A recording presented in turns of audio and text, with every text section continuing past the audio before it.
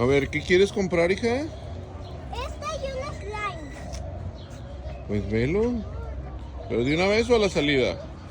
No, el resorte. Ya, bueno. ¿Y dónde está tu dinero? Ya están slimes. ¿Y dónde está tu dinero? Mami, pásame mi bolsita. Aquí está mi dinero, pero... Mami, no lo acerques ahí. Mira, ese es Richard. Preséntales en el video que es tu perro. Él es mi perrito. ¿Cómo se llama? Richard. ¿Richard qué? Paque.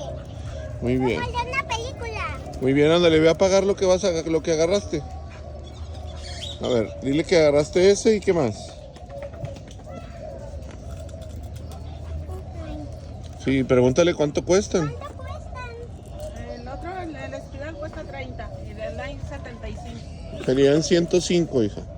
¿Me pagaré estas 5 pesos? Claro que sí. Pero saca los 100, ¿dónde los traes? No necesito que me prestes 5 pesitos. Papá, cuida. Sí, no, ahí Porque traes. Aquí tengo moneditas. Dale los 100 y 5 pesos.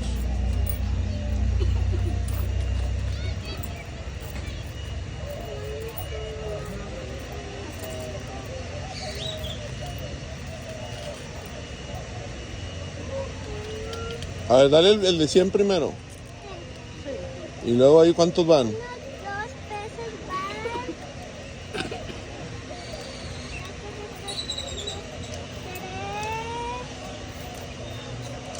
No, con este ya van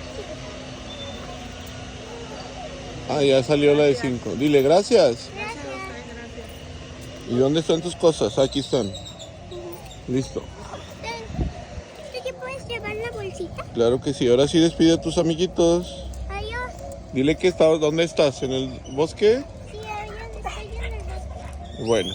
¿Y en qué vas a pasear? En tu bici. Ándale, súbete.